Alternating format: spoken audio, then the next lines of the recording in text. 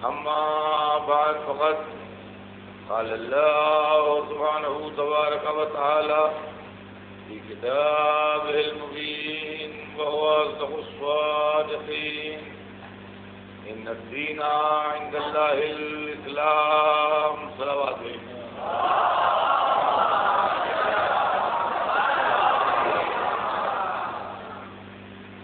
ارشاد اقدس جناب رب العزت ہے کہ یقیناً دین اللہ کے نزدیک اسلام ہے۔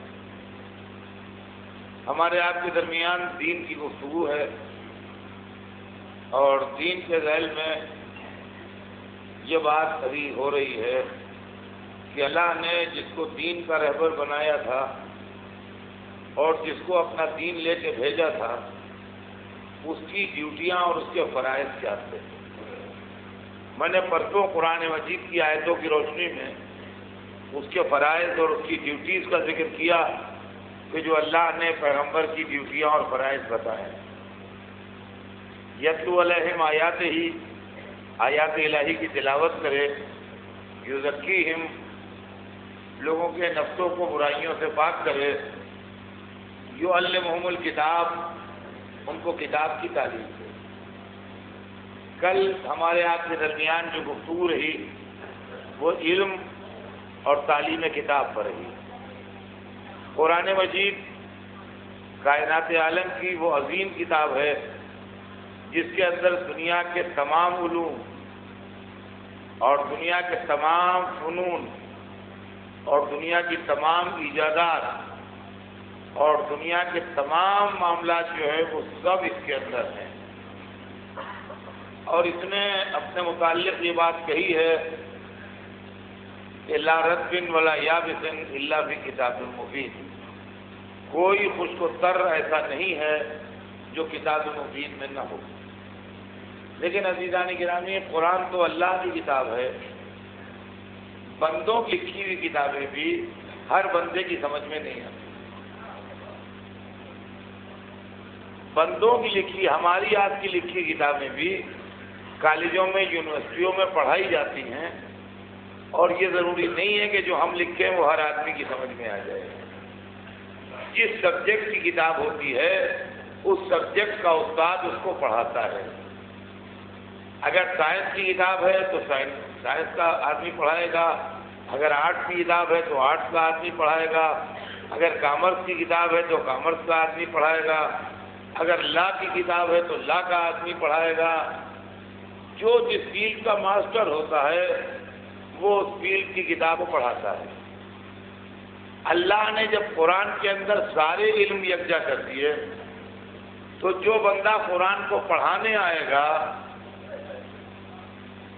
دیکھیں اب ایک ایک چیز غور کرتے جائیے۔ میں جو عرض کر رہا ہوں، نہ یہ عقیدت ہے، نہ یہ محبت ہے، نہ یہ اندھا فیض ہے کہ بھیا خدا کے لیے مان لو۔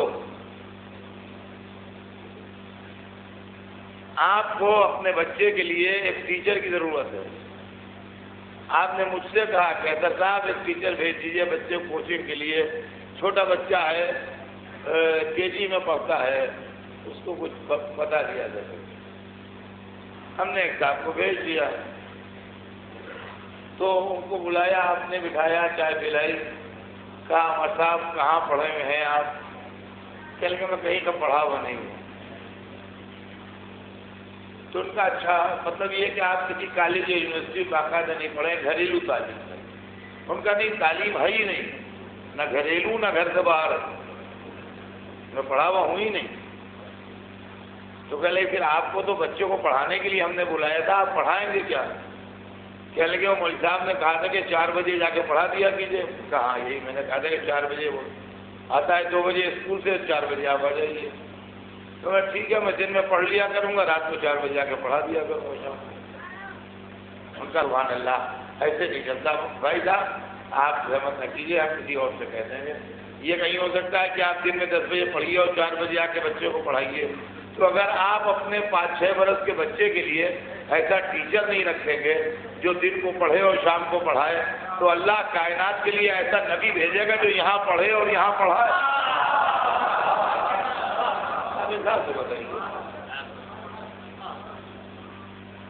تو نبی کو ادھر کا پڑھا ہوا ہونا چاہیے۔ یہ میں نے کل بھی بات کہی تھی، آج میں نے ایک مثال دے کے بات سمجھائی۔ اب جب ہماری آپ کی ملاقات ہوئی تو آپ نے کہا دردا آپ نے اچھا مذاق کیا تھا، اس کو بھیج دیا، وہ تو پڑھے ہوئے نہیں ہے۔ میں نے کہا نہیں میں نے بھیجا نہیں تھا، وہ سن رہے تھے چلے آئے ہوں گے، میں کل بھیجوں گا۔ خیر وہ دوسرے دن آئے، ان کو دیکھتے ہی آپ کا دل کانپ گیا، اس لیے کہ وہ شہر کے مشہور بدماشوں میں تھے، ان کا نام پولیس میں ہر جگہ بہت پاپولر، تو ان کو تو دیکھتے ہی آپ دہل گئے کہ یہ میرے دروازے پر کہاں کھڑے ہیں، میں بدنام ہو جاؤں مجھے، یہ میرے دروازے پر کیسے آ گئے؟ آپ نے کہا کہ ہاں میں نے اطہر صاحب سے کہا تھا کہ وہ بچہ اپنی ننیال چلا گیا، وہ 6 مہینے وہیں رہے گا، بڑی رحمت کی آپ نے، اچھا خدا حافظ، یہ کہہ کے جلدی سے دروازہ بند کیا یہ جائیں۔ لیکن اب کی مجھ سے شکوہ کیا آپ نے، اطہر صاحب وہ تو خیر مذاق تھا، لیکن آپ نے جن کام کو بھیجا تھا میں ایسے لوگوں کو اپنے دروازے پر آنا پسند نہیں کرتا ہوں، اس سے میری محلے میں بدنامی ہوگی، کوئی دیکھ لیتا تو کیا سوچتا کہ ان کے کیسے لوگوں سے تعلقات ہیں، ان کے دروازے پر کیسے کیسے لوگ آتے ہیں۔ میں نے کہا آپ کو ان کے افعال سے کیا مطلب ہے، وہ بہت قابل آدمی ہے، آپ کو اپنے بچے کو پڑھوانے سے مطلب ہے یا کیا کرتا ہے اس سے مطلب ہے آپ کو، وہ آپ کے بچے کو پڑھانے کے لیے بہت ہے۔ ان کا نہیں تو ہم ایسے آدمی سے بچہ نہیں پڑھوانا چاہتے جس کا کیریکٹر خراب ہو، اس لیے کہ اس کے چال چلن کا اثر ہمارے بچے کو پڑے گا۔ معلوم ہوا آپ اپنے ایک بچے کے لیے کیریکٹر کا خراب نہیں برداشت کر سکتے، اور اللہ دنیا کو پڑھانے کے لیے غیر معصوم بھیج دے گا؟ آپ انصاف سے بتائیے۔ تو عصمت نبی اور علم نبی دونوں اس بات سے ثابت ہیں کہ وہ کتاب پڑھانے آئے۔ اب آئیے ایک قدم اور آگے بڑھتے ہیں کہ ایک حد تک آپ کے دماغ میں سکت ہے بوجھ اٹھانے کی، اس کے بعد نہیں ہے۔ آپ کی میموری کی بھی ایک طاقت ہے، آپ کی یاد کرنے کی بھی ایک طاقت ہے، اس کے آگے آپ نہیں اٹھا سکتے۔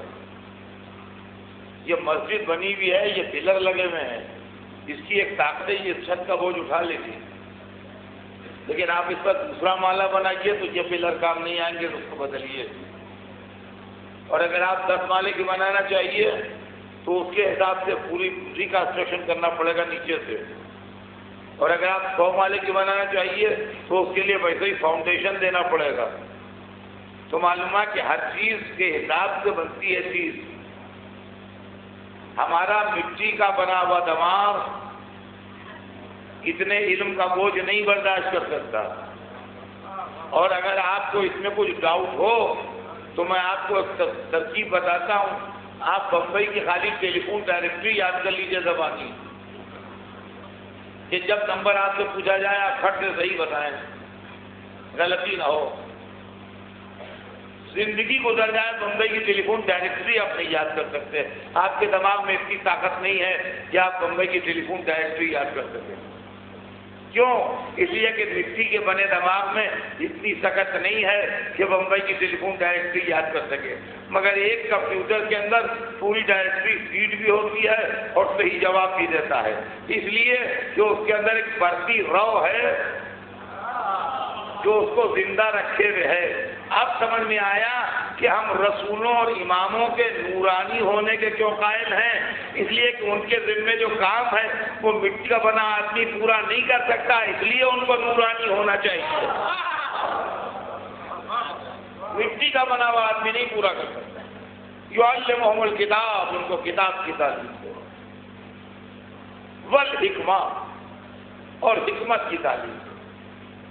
حکمت کیا چیز ہے؟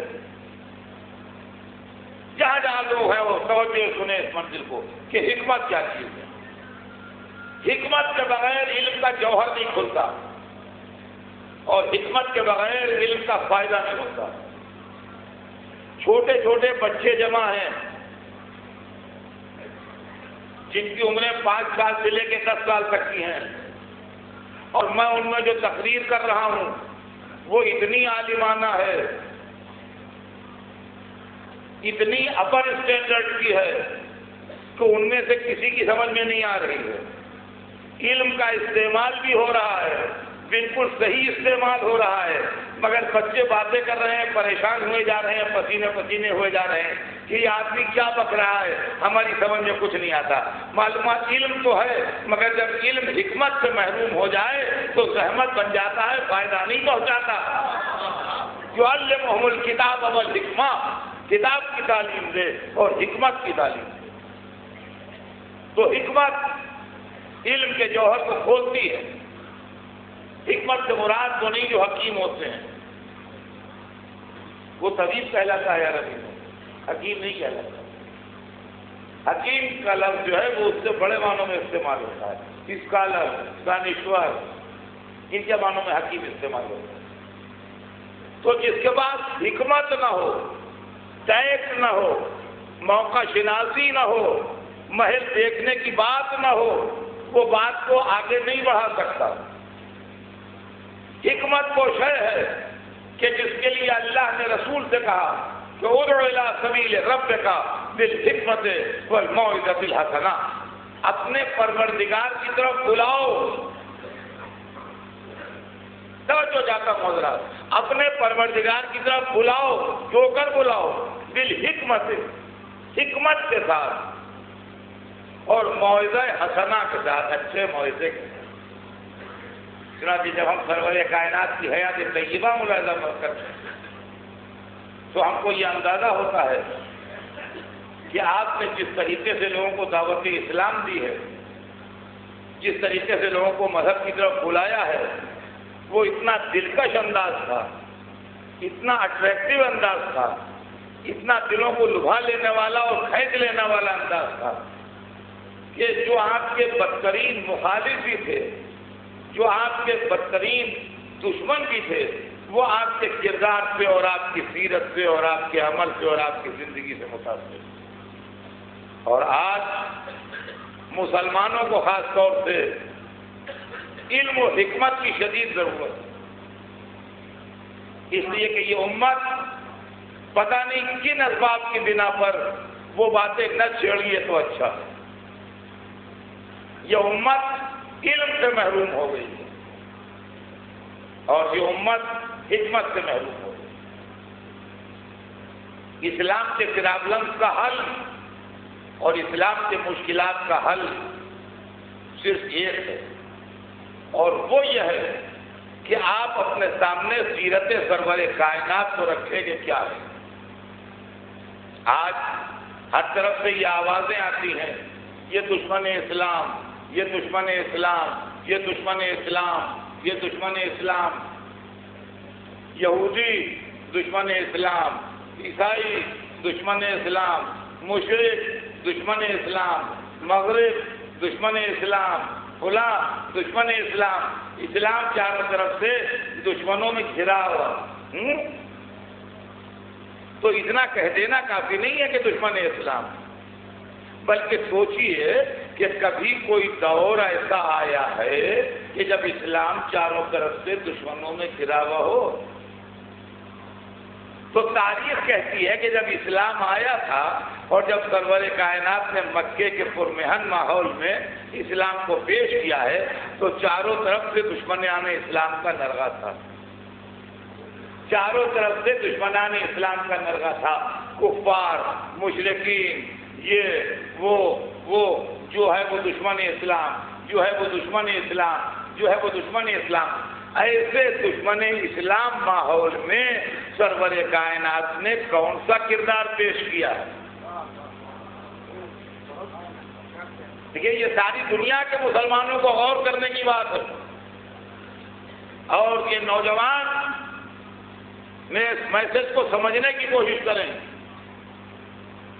کہ جس وقت مکے میں اسلام کا آغاز ہوا ہے تو اس وقت اسلام کی دشمنی اپنے کلائمیکس پر ہے۔ ایسے دشمن ماحول میں رسول نے اسلام کو اور مسلمانوں کو کس طرح بچایا ہے۔ سب سے عظیم شے جو ان دشمنوں کو مکے میں مار رہی تھی وہ رسول کا اخلاق تھا۔ قرآن کہتا ہے انک لعلی خلق عظیم، اے میرے حبیب آپ تو صاحب خلق عظیم ہیں.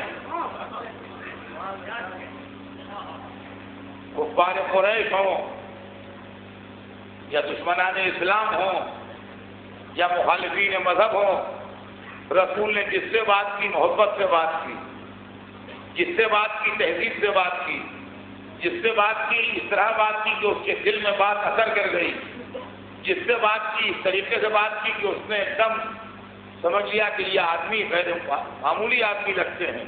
عزیزان گرامی، غصہ، گرمی، برہمی، ٹالرنس کا نہ ہونا یہ بڑی بات نہیں ہے. کردار کی خوبی ہے کہ آپ غصے کو پی جائیں، آپ برہمی کا اظہار نہ کریں، آپ ٹالرنس کا اظہار کریں، آپ دوسرے سے اس طریقے سے بات کریں کہ وہ آپ کا اپنا ہو جائے اور محسوس کرے. رسول نے مکے کی زندگی میں لوہے کی تلوار سے گردنیں نہیں کاٹی ہیں، اخلاق کی تلوار سے گردنیں کاٹی ہیں.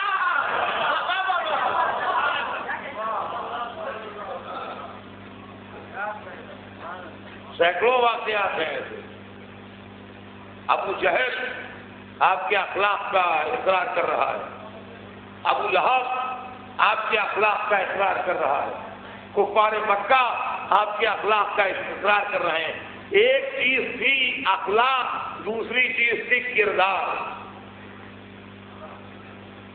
خدا کی قسم اگر آج صرف مسلمان ان باتوں کا غور کریں تو ہر چیز اور ہر مسئلہ جو ہے وہ حل ہو جائے گا.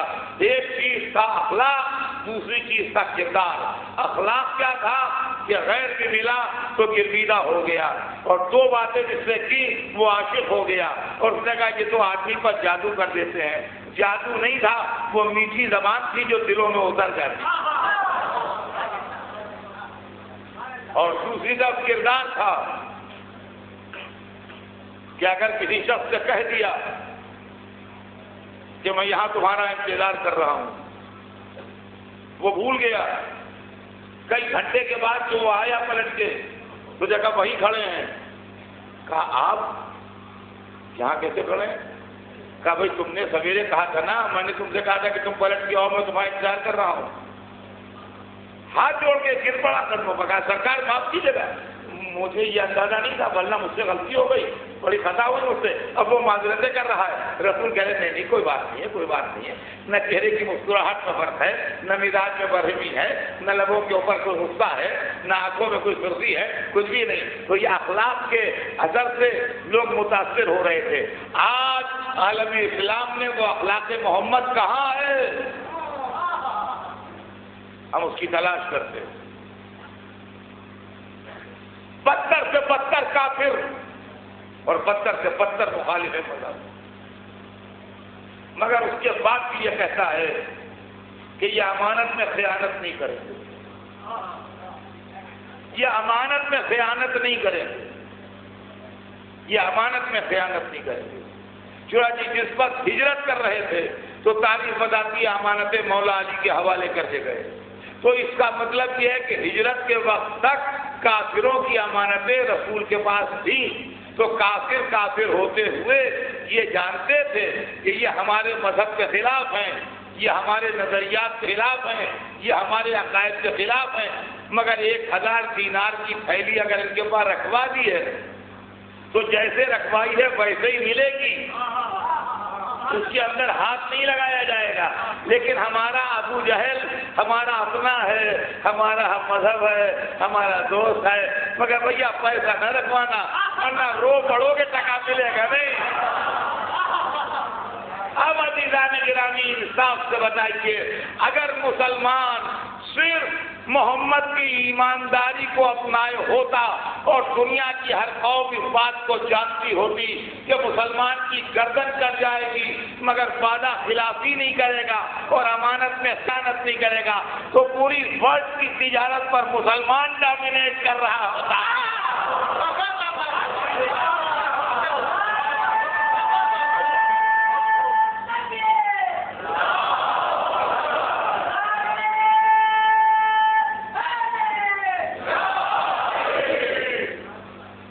ساری دنیا کی تجارت مسلمان کے ہاتھ میں کہ صاحب وہ مسلمان ہیں اگر انہوں نے کہہ دیا کہ مال اس تاریخ کو آئے گا تو آئے گا، فکر کی بات نہیں۔ اگر انہوں نے ڈیٹ دے دیا کہ پورا ڈیٹ میں فل پیمنٹ ہو جائے گا تو فل پیمنٹ ہو جائے گا۔ 10 بجے کا انہوں نے ٹائم دیا ہے، آپ 4 بجے آدمی کو بلا لیجیے پیسے دینے کے لیے۔ کہ آپ کیسے ایسے کنٹینیو سے کریں؟ کہ صاحب ایک بات ہے، وہ مسلمان کبھی ڈیٹ نہیں بدلتا، نہ ٹائم بدلتا ہے۔ 10 بجے کا مطلب 10 بجے، ڈیٹ کا مطلب وہ ڈیٹ۔ پیسہ یہاں رکھا ہو۔ عزیزان گرامی، یہ ہے کردار، یہ ہے سیرت، یہ ہے تعلیم، یہ ہے اخلاق، یہ اخلاق رسول ہے، یہ کردار رسول ہے۔ مسلمانوں کے اندر آج ٹالرنس ختم ہو گئی، ذرا ذرا سی بات پر ناراض ہو جاتے ہیں، ذرا ذرا سی بات پر سینے الٹ لیتے ہیں۔ ہمارے ساتھ تعصب ہو رہا ہے، بے شک میں تعصب کے وجود سے انکار نہیں کرتا، میں تعصب کے وجود سے انکار نہیں کرتا، لیکن آپ اپنی فیلڈ کے ایکسپرٹ ہو جائیے، تعصب کی دیواریں گر جائیں گی۔ تعصب اس وقت کام کرتا ہے جب آپ کے جیسے 10 اس کو اپنے گھر میں مل جائیں۔ اگر آپ بمبئی میں ہارٹ کے سب سے اچھے ڈاکٹر ہیں تو کوئی تعصب کام نہیں کرے گا، جو بیمار پڑے گا پہلی کوشش ہوگی کہ آپ سے۔ اگر آپ سب سے اچھے آرکیٹیکٹ ہیں تو جو بلڈنگ بنانے کھڑا ہوگا سب سے پہلے آپ کے پتہ آئے گا، تعصب کی ساری دیواریں گر جائیں گی۔ یہ دھوکہ دینے والی باتیں ہیں کہ تعصب ہوتا ہے، ہوتا ہوگا تعصب، مگر تعصب اس لیے رہ پاتا ہے کہ ہمارے اندر کمزوریاں ہیں۔ آپ نے کون سا اسلام کی ایسی مدد کی ہے جو آپ سے تعصب ہو؟ علی سے ہوتا تعصب۔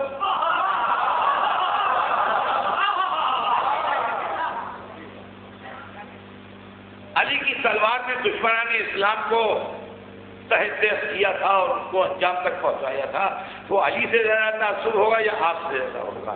آپ نے زیادہ خدمت کی ہے اسلام کی کہ علی نے زیادہ خدمت کی ہے؟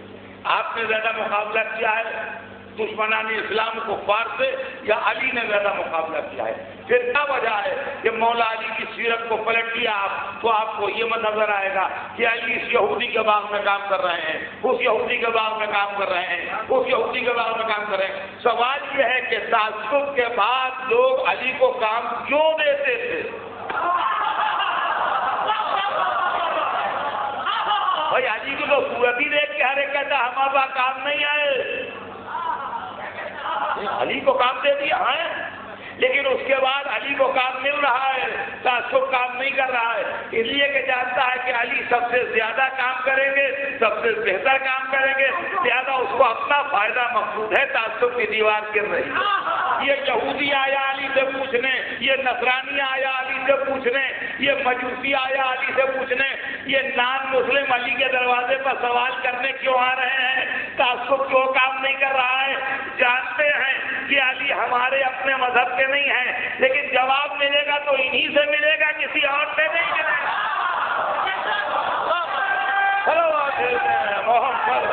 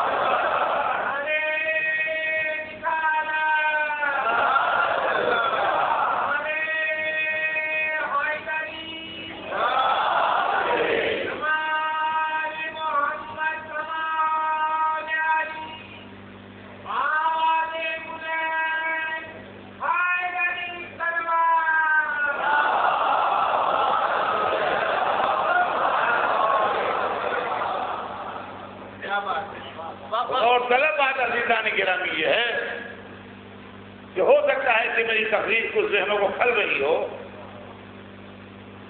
مگر غورطلب بات یہ ہے کہ آدمی کو کبھی کبھی دن میں ایک آدھ دفعہ آئینہ بھی دیکھنا چاہیے، اس لیے کہ آپ دنیا میں سب کی صورت دیکھ سکتے ہیں، اپنی صورت نہیں دیکھ سکتے۔ اگر میرے ماتھے پر ایک کالا دھبا لگا ہے تو ساری مجلس کے جتنے لوگ ہر سب دیکھیں گے، اور اس کا ویڈیو جہاں جہاں جا رہا ہے وہاں والے بھی دیکھیں گے، سوائے میرے کہ میں نہیں دیکھ سکتا۔ یا کوئی متوجہ کرے کہ آپ کے کالا دھبا لگا ہے یا میں آئینہ دیکھوں، ورنہ مجھے پتہ نہیں لگے گا کہ یہاں پر میرے کالا دھبا لگا ہوا ہے۔ تو عزیزان گرامی، مسلمان کو چاہیے کہ یہ تو تنقید کرنے والے کی تنقید سنے یا آئینہ دیکھے۔ سوال یہ پیدا ہوتا ہے کہ دنیا ہمارے ساتھ تعصب برت رہی ہے، ہم نے مانا، مگر ہم نے علم کو کیوں چھوڑ دیا؟ کبھی اس پر بھی غور کیا کہ ہمارے شہر جن میں دولتوں کی کمی نہیں ہے، جن میں پیسے کی کمی نہیں ہے، جس کے اندر سونے چاندی کی نہریں بہتی ہیں، سونا جلوہی نہیں ہوتا ہے، وائٹ گولڈ بھی ہوتا ہے، گرین گولڈ بھی ہوتا ہے، اور عزیزان گرامی ہر گولڈ سے بڑھ کے بلیک گولڈ بھی ہوتا ہے، سمجھے آپ؟ تو جن کے گھروں میں سونے چاندی کی نہریں بہتی ہوں، وہ یہ نہیں کہہ سکتے کہ ہمارے بچے اس لیے نہیں پڑھے کہ پیسے نہیں تھے، ہم اس لیے نہیں پڑھوا پائے بچوں کو کہ پیسے نہیں تھے، ہم اس لیے یونیورسٹیاں قائم نہیں کر پائے کہ پیسے نہیں تھے، ہم اس لیے تعلیمی ادارے قائم نہیں کر پائے کہ پیسے نہیں تھے۔ پیسے بہت تھے، لیکن آرام طلبی کی عادت نے محنت کی عادت چھوڑا دی۔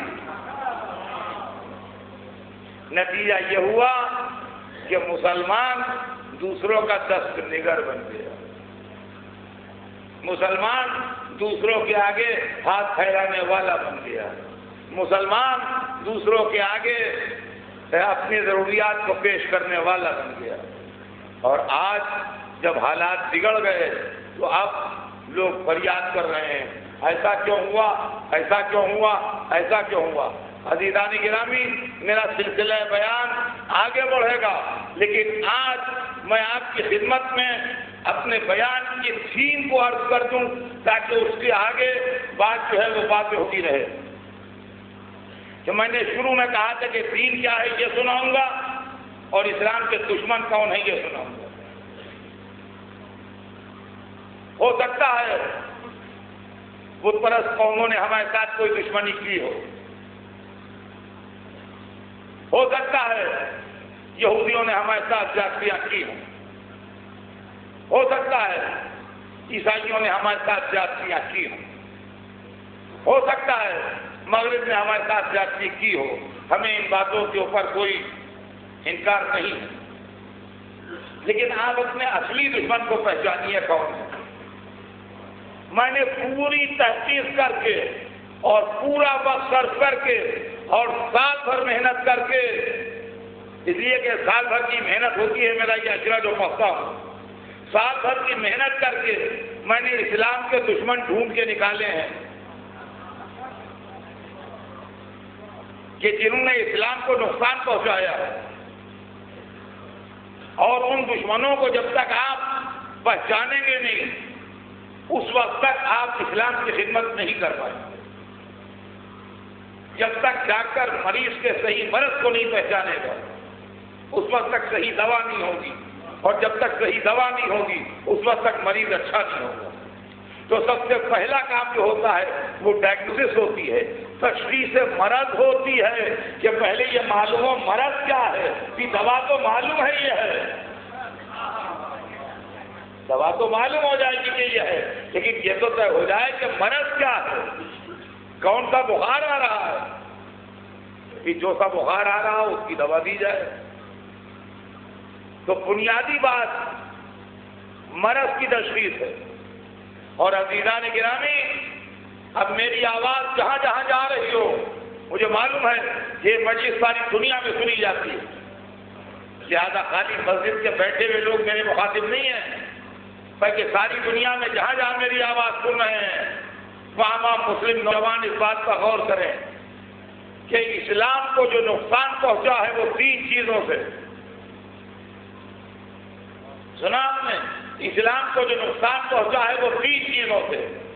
پہلی چیز کا نام ہے ملوکیت، دوسری چیز کا نام ہے جہالت، تیسری چیز کا نام ہے کٹ ملائیت. ایک تو اسلام کی سب سے بڑی دشمن جو ہے وہ جہالت ہے. جب اسلام آیا ہے تو اس کا پہلا مقابلہ دور جاہلیت سے ہوا.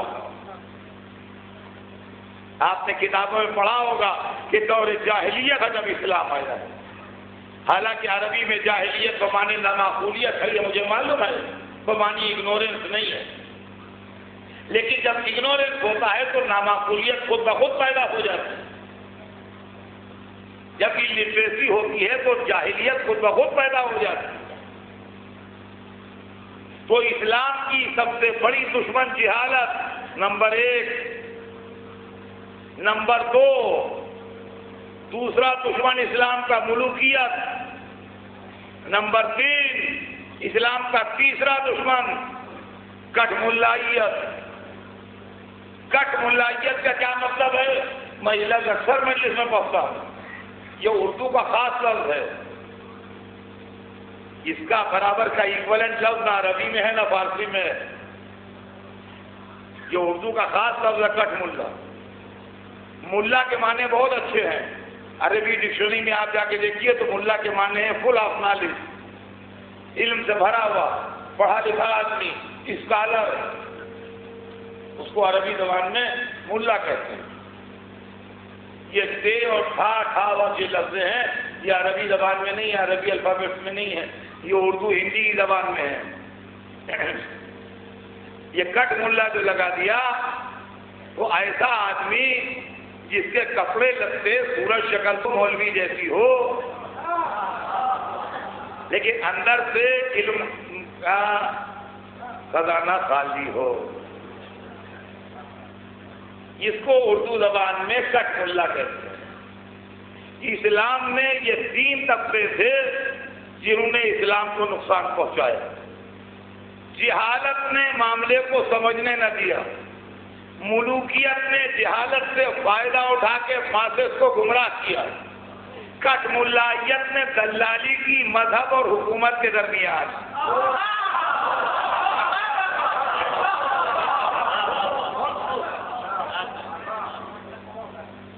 مذہب کا مزاج یہ ہے کہ ہم سب سے بڑے، بادشاہت کا مزاج یہ ہے کہ ہم سب سے بڑے.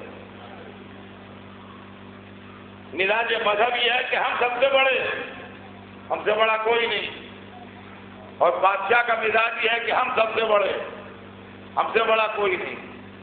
تو 2 بڑے ایک جگہ نہیں رہ سکتے، ٹکراؤ ہو جائے گا. 2 بڑے ایک جگہ نہیں رہ سکتے، ٹکراؤ ہو جائے گا.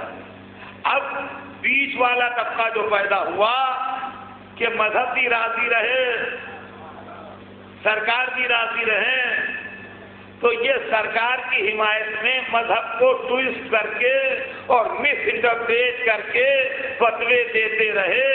یہ کٹ ملائیت تھی جس نے اسلام کو برباد کیا. اور عزیزان گرامی، اگر آپ کو کٹ ملائیت کا کلائمیکس دیکھنا ہو تو وہاں پر دیکھ لیں جہاں کے اوپر قتل حسین کے فتووں پر عالموں نے دستخط کیا. اور فرمایا ہم نے جو میں عرض کر رہا ہوں یہ کیا چیز ہے. اور اللہ نے اسلام کے پاس ان 3 چیزوں کا جواب بھی دیا. جہالت کے جواب میں قرآن ہے، ملوکیت کے جواب میں ابدیت محمد ہے. سنیے جواب بھی سنیے. جہالت کا جواب قرآن، ملوکیت کا جواب ابدیت محمد، کٹ ملائیت کا جواب علم اہل بیت.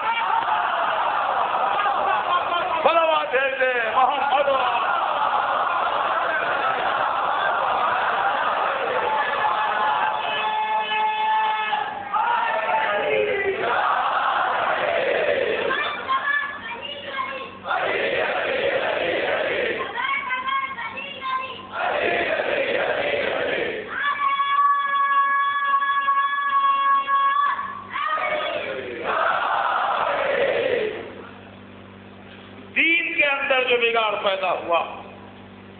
اور دین کے اندر جو خرابی پیدا ہوئی اور دین کے اندر جو اختلافات پیدا ہوئے وہ انہی چیزوں کے نتیجے میں پیدا ہوئے۔ عزیزان گرامی، میں نے آپ کو دین کے متعلق عرض کیا، دین کے بعد دین کے رہبر کے فرائض کیا ہیں یہ بیان کیے، جس کے اندر تعلیم دینا، کتاب و حکمت کی تعلیم دینا شامل ہے، انسانی کردار کو صحیح کرنا شامل ہے، انسانی سیرت کو، ان کے ذہن کو تیار کرنا شامل ہے، حق کو ایکسپٹ کرنے کے لیے۔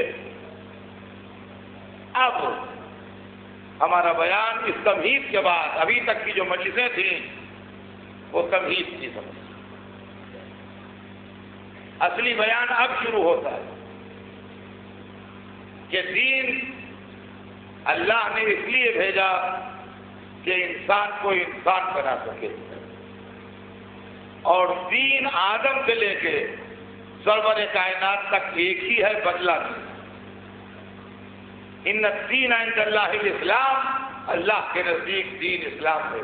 تو ایسا نہیں ہے کہ کل آج اسلام ہے، کل عیسائیت تھی، پرسوں یہودیت تھی، نہیں، یہاں سے وہاں تک پورا دین حضرت آدم سے لے کے سرور کائنات تک جو 1,24,000 پیغمبر آئے، یہ سب ایک ہی دین کے رہبر تھے، اور اس ایک دین کا نام ہے اسلام۔ حضرت آدم سے لے کے سرور کائنات تک جتنے آئے سب ایک ہی دین کے رہبر تھے، اور اس دین کا نام ہے اسلام۔ اب جو نئی شریعتیں آئیں، دیکھیے دو لفظ ہیں، ایک ہے شریعت اور ایک ہے دین۔ شریعت اور دین کا فرق سمجھیے کیا ہے۔ دین بڑا سرکل ہے، شریعت بڑے سرکل کے اندر چھوٹا سرکل ہے۔ جیسے ہندوستان بڑا سرکل ہے اور مہاراشٹر بڑے سرکل کے اندر چھوٹا سرکل ہے۔ مہاراشٹر ہندوستان سے باہر نہیں ہے، مگر پورا ہندوستان مہاراشٹر بھی نہیں ہے۔ ہندوستان میں اور بھی صوبے ہیں، ایک پروونس کا نام مہاراشٹر بھی ہے۔ تو جس طریقے سے کچھ قانون ایسے ہیں جو مہاراشٹر گورنمنٹ کے ہیں، لیکن جب آپ گجرات چلے جائیں گے تو وہ قانون نہیں رہیں گے، وہ پروونشل گورنمنٹ کے قانون ہیں۔ کچھ قانون ایسے ہیں جو سینٹرل گورنمنٹ کے ہیں، جو دلی سرکار ہے۔ ہندوستان کے کسی صوبے میں ہوں گے آپ، وہ قانون لاگو ہوں گے، اس لیے کہ وہ سینٹر کے قانون ہیں۔ کچھ چھٹیاں ایسی ہیں کہ ہو سکتا ہے مہاراشٹر میں چھٹی ہو لیکن گجرات یا راجستھان یا یو پی میں نہ ہو۔ کچھ چھٹیاں ایسی ہیں جو یو پی یا گجرات میں ہوں، مہاراشٹر یا آندھرا میں نہ ہو۔ لیکن سینٹرل گورنمنٹ کا ہالیڈے جو ہوگا وہ پورے ہندوستان میں اس دن چھٹی ہوگی۔ تو جس طریقے سے سینٹرل گورنمنٹ اور پروونشل گورنمنٹ ہوتی ہے، اسی طریقے سے دین اور شریعت ہے۔ دین کو آپ سمجھیے سینٹرل گورنمنٹ ہے، اور شریعت جو ہے وہ پروونشل گورنمنٹ ہے۔ اور کیا ہم نے، یہ ہے مسئلہ۔ اب شریعت تبدیل ہوتی ہے انسانی ضروریات کی بنیاد پر، دین تبدیل نہیں ہوتا، دین وہی ہے جو تھا۔ تو حضرت آدم جو دین لے کے آئے تھے وہی دین سرور کائنات بھی لائے تھے۔ البتہ حضرت آدم کے زمانے میں انسانیت کی بگننگ تھی، تو بچہ جب بہت چھوٹا ہوتا ہے تو اس کو کتاب نہیں دی جاتی، خالی بڑوں کی تربیت ہی سے وہ سنورتا ہے۔ اس لیے آدم نبی تھے مگر صاحب کتاب نہیں تھے، صرف تربیت آدم ہی کافی تھی آدمی کو آدمی بنانے کے لیے۔ لیکن جب حضرت نوح آئے تو ان کے ساتھ صحیفہ بھی آیا۔ اب ضرورت پڑ گئی جب جناب ابراہیم آئے تو ان کو صحیفے عطا کیے گئے، جب جناب موسیٰ تشریف لائے تو ان کو تورات جیسی کتاب عطا کی گئی، جب جناب عیسیٰ تشریف لائے تو ان کو انجیل جیسی کتاب عطا کی گئی، جب حضور سرور کائنات آئے تو چونکہ یہ آخری نبی تھے اور اس کے بعد اب کوئی نبی آنے والا نہ تھا، لہذا دین کے ساتھ ساتھ ان کی شریعت کو اللہ نے صبح قیامت تک کے لیے باقی رکھ دیا۔ اگر اور نبی ان کے بعد بھی آنے والا ہوتا تو شریعت میں تبدیلی کا امکان تھا، لیکن چونکہ یہ آخری نبی تھے لہذا ان کا جو دین تو وہی ہے جو چلا آ رہا ہے، اب ان کی شریعت بھی صبح قیامت تک باقی رہے گی۔ یہ میں اس لیے سنا رہا ہوں آپ کو کہ بچوں کی سمجھ میں یہ بات آ جائے کہ لوگ کہتے ہیں دین و شریعت ایک ہی بات ہے، ایک بات نہیں، دین الگ ہے، شریعت الگ ہے۔ جہاں تک دین کو نقصان پہنچنے کا سوال ہے، اب سنیے گا، جہاں تک دین کو نقصان پہنچنے کا سوال ہے، دین کے لیے ہمیشہ بیرونی دشمن بھی رہے، اندرونی دشمن بھی رہے۔ بیرونی دشمن کون؟ جو گھر کے باہر سے حملہ کرے۔ اندرونی دشمن کون؟ جو گھر کے اندر ڈسٹربنس پیدا کرے۔ مذہب کے ساتھ دونوں دشمن رہے، بیرونی بھی اندرونی بھی۔ حضرت آدم جب آئے تو بیرونی دشمن شیطان تھا جس نے آدم کا مقابلہ کیا، اندرونی دشمن قابیل تھا جس نے گھر کے اندر بھائی کو قتل کر دیا، بھائی کو قتل کر دیا۔ اس کا مطلب یہ ہے کہ قابیل جو تھا وہ شیطان کے ہاتھ میں کھلونا بن کے آدم کے گھر کے اندر فساد کا سبب بنا۔ یہ روز اول کی تاریخ ہمیشہ یاد رکھنے کی ہے کہ آدم سب سے پہلے انسان اور سب سے پہلے نبی جب آئے تو ان کو شروع میں جو دو بیٹے ملے ان میں ایک نیک تھا، ایک بد تھا، ایک شہید تھا، ایک قاتل تھا، ایک ظالم تھا، ایک مظلوم تھا۔ اسی دن سے آدم کی میراث بڑھ گئی، کچھ قاتلوں کے حصے میں چلے گئے، کچھ شہیدوں کے حصے میں چلے گئے۔ اب آج لوگ اکثر پوچھتے ہیں کہ بھائی ہم لوگ حابیل کی نسل سے ہیں کہ قابیل کی نسل سے، لڑکے اکثر سوال کرتے ہیں۔ اس کا صحیح جواب تو یہ ہے کہ نہ حابیل کی نسل سے ہے نہ قابیل کی نسل سے۔ اللہ نے حضرت آدم کو اور اولادیں اس کے بعد دی تھی، ہم لوگ جو ہیں وہ آدم کی اور اولادیں کی نسل سے ہیں، نہ حابیل کی نسل سے ہیں نہ قابیل کی نسل سے ہیں۔ یہ تو اس کا صحیح کتاب میں جو لکھا ہے وہ جواب ہے۔ اس سوال کا کتاب میں لکھا ہوا جواب یہ ہے کہ ہم لوگ نہ حابیل کی نسل سے ہیں نہ قابیل کی نسل سے، بلکہ حضرت آدم کے اور بیٹے ہوئے بعد میں ہم لوگ ان کی نسل سے ہیں۔ لیکن اگر یہی ضد ہے کہ نہیں صاحب حابیل کی نسل سے ہے کہ قابیل کی نسل سے، تو بھیا اس کا بہت سیدھا سا جواب یہ ہے کہ جو شہیدوں کا ساتھ تھے وہ حابیل کی نسل سے ہے، جو قاتلوں کا ساتھ تھے وہ قابیل کی نسل سے۔ صلوات بھیجتے ہیں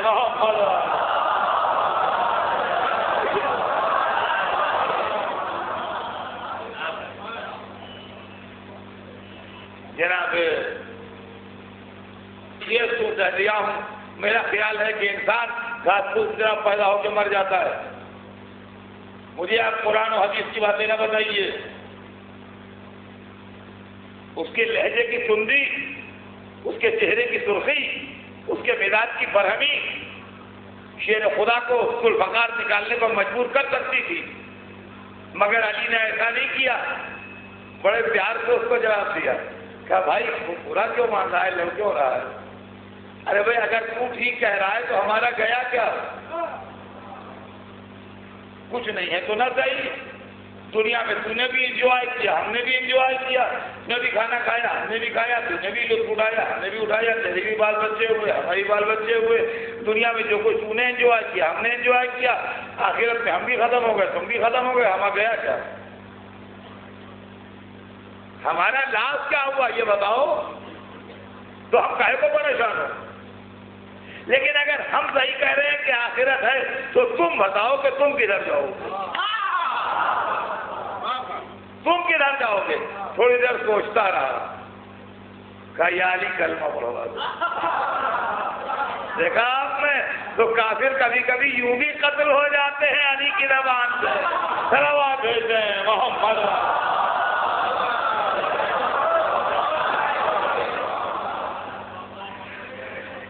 تو عزیزان گرامی، زندگی رہی تو کل آپ کو دین کا یونیورسل ایسپیکٹ سناؤں،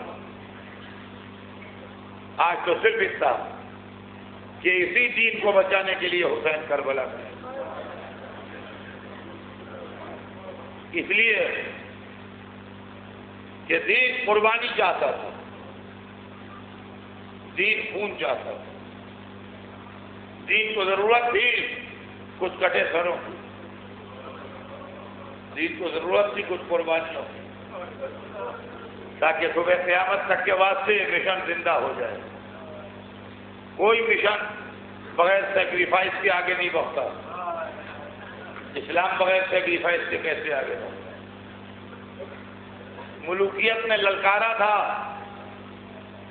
جہالت نے لوگوں کی آنکھوں پر پردے ڈال دیے تھے، کٹملائیت نے بہکا دیا تھا، نبی کے نواسے نے آگے بڑھ کے اپنے خون سے ایسا چراغ جلا دیا جس کی روشنی آج تک پھیل گئی۔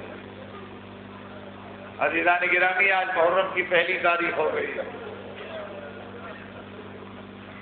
آج سے محرم شروع ہو گیا، ہمارے نئے سال کا آغاز خوشی اور مسرت سے نہیں ہوتا، ہم نئے سال میں حسین ابن علی کی سرکار میں کچھ آنسو پیش کرتے ہیں کہ نبی کے نواسے اگر یہ آنسو قبول ہو جائیں تو ذہن نصیب۔ حسین کا قافلہ کربلا کے قریب پہنچ رہا ہے، اور کے لشکر کو سیراب کر چکے، ساقی کوثر کا کردار دوہرا چکے، اب کل سویرے حسین کا قافلہ کربلا پہنچ جائے گا، مدینہ ہمیشہ کے لیے ویران ہو جائے گا، کربلا ہمیشہ کے لیے آباد ہو جائے گا۔ خدا ہمیں بھی کربلا پہنچائے اور وہاں جا کے ہم قبر حسین کو بوسا دیں، جہاں وہ امام علی مقام سو رہا ہے کہ جس نے اسلام کو زندہ کر دیا۔ حسین اپنے ساتھیوں کو لیے ہوئے، اپنے دوستوں کو لیے ہوئے، اپنے عزیزوں کو لیے ہوئے کربلا پہنچ گئے، اور جب کربلا پہنچے تو پہلے نام کی تحقیق کی، جب کسی نے کہا یہ کربلا ہے تو اتر پڑے، کہا یہی ہمارے خون بہائے جائیں گے، یہی ہمارے بچے دبا کیے جائیں گے، یہی ہماری حد حرمت کی جائے گی۔ اور اس کے بعد کہا کہ یہ زمین کس کی ہے، اس کے مالکوں کو بلاؤ، اس کے مالکوں کو بلایا اور ان سے کربلا کی زمین خریدی۔ یہ کربلا کی زمین حسین کی ملکیت ہے، یہ واضح رہے، یہ امام حسین کی طرح پڑتی ہے۔ ان زمینداروں سے جن کی زمین تھی، جو مموعے دام انہوں نے مانگے، جو دام انہوں نے اپنی زبان سے کہے، وہ ایکسپٹ کر کے وہ پوری زمین کافی بڑا حصہ، کئی اسکوائر مائل کا حصہ جو ہے وہ پورا خرید لیا، اور خریدنے کے بعد جب خرید چکے تو اس کے بعد پھر ان سے کہا کہ اچھا اب یہ ہم تمہیں واپس کرتے ہیں، ہمیں یہاں رہنا نہیں ہے، ہم یہاں خالی چند دن رہیں گے، اس کے بعد ہماری تربتیں بنی یہاں، ہماری قبریں بنائی جائیں گی یہاں، بس تمہارے ذمہ اتنا کام ہے کہ جب کوئی ہماری قبر کو تلاش کرتا ہوا آئے تو اس کو ہمارا نشان قبر بتا دینا۔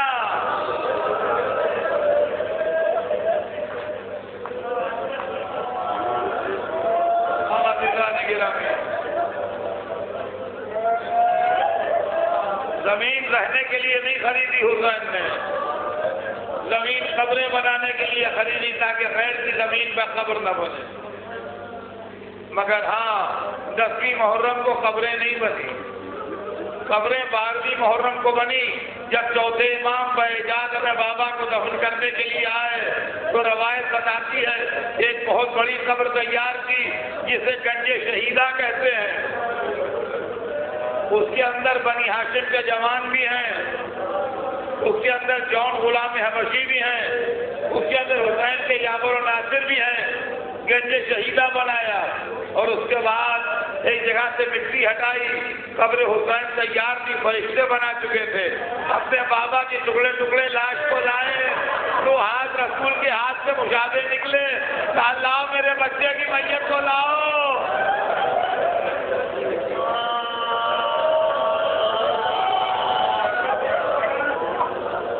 اور جب حسین کو دفن کر چکے تو حسین کے باعثی حسین کے اس 18 برس والے کو دفن کیا جس کے منہ پر منہ رکھ کے کہہ رہے تھے یا بنیا غلط دنیا بادہ کا لفا, یہ بیٹا تیرے بعد زندگانی دنیا کا خار. اور عزیزان گرامی روایت بتاتی ہے جب سب شہید دفن کر چکے تو بنی اسد سے کہا بنی اسد دریا پر جاؤ, ایک میت وہاں ہوگی. بنی اسد دریا پر گئے اور آن کے کہتے ہیں مولا میت تو ہے مگر بہت ٹکڑے ٹکڑے ہیں. کہا نہیں میں خود چلوں گا. روایت میں تو یہ ہے کہ جب پہنچے تو کہا السلام علیکم یا اماں, اے چچا میرا سلام لیجیے. میرا دل کہتا ہے کہو چچا آپ سو رہے ہیں, آپ کی بھتیجی تماشے گا رہی ہے, آپ کی بہنیں بازاروں میں.